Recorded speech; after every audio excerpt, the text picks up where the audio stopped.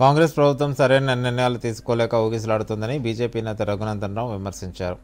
2014 నుంచి నేటి వరకు భూములపై శ్వేతపత్రం విడుదల చేయాలని డిమాండ్ చేశారు. నాంపల్లిలోని బీజేపీ రాష్ట్ర ప్రధాన కార్యాలయంలో రఘునందన్ రావు మీడియాతో మాట్లాడుతూ గత ప్రభుత్వంలో అవినీతికి పాల్పడిన బ్యూరోక్రాట్స్పై ఎందుకు చర్యలు తీసుకోవడం లేదని ప్రశ్నించారు.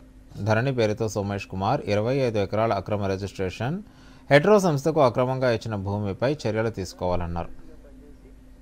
ప్రభుత్వం లోపల ప్రత్యేక సలహాదారుడుగా రిటైర్డ్ అయిన తర్వాత లబ్ధి పొందినాడని మనం ఆరోపించినటువంటి వ్యక్తులు తిరిగి సర్వీసులో ఉన్నటువంటి సందర్భం లోపల డిఓపిటి నిబంధనలకు వ్యతిరేకంగా తమ కుటుంబ సభ్యుల పేరు మీద ఆస్తుల్ని రిజిస్టర్ చేసుకున్నట్టు మీకు ప్రాపర్గా డాక్యుమెంట్ కనబడుతుంది, సోషల్ మీడియాలో కనబడుతుంది, అన్ని వాట్సాప్ గ్రూపులలో మీరే ప్రమోట్ చేస్తారు. ఏం యాక్షన్ తీసుకున్నారు అంటే యాక్షన్ జీరో. ఏం యాక్షన్ తీసుకోవాలనే దగ్గర ఊగిసలాడతారా? ఒక చీఫ్ సెక్రటరీ స్థాయిలో ఉన్నటువంటి అధికారి ధరణి పేరిట అక్రమంగా ఆస్తులు సంపాదించినట్టు మన నోటీస్కి వస్తే వెంటనే విచారణ ప్రారంభించడానికి ఈ రాష్ట్ర ప్రభుత్వానికి ఉన్నటువంటి ఇబ్బంది అయింది. ప్రతిపక్షంలో ఉన్నప్పుడు ప్రస్తుత ముఖ్యమంత్రి రేవంత్ రెడ్డి గారు ప్రతిరోజు ప్రెస్ మీట్ పెట్టి మేము అధికారంలోకి వస్తే అప్పుడు డీజీపీ మహేందర్ రెడ్డిని అంతు చూస్తా అని చెప్పిండు. ఇలా మహేందర్ రెడ్డి సార్ వచ్చి ఆడున్నాడు, టీఎస్పీఎస్సీకి చైర్మన్ అయి కూర్చున్నాడు.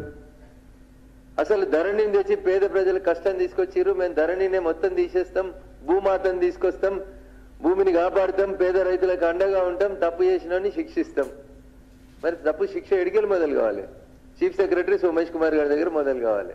మొదలు కాలేదు. ఒకరోజు first page banner item, next second day Hetero సంస్థకి ఇచ్చినటువంటి భూముల మీద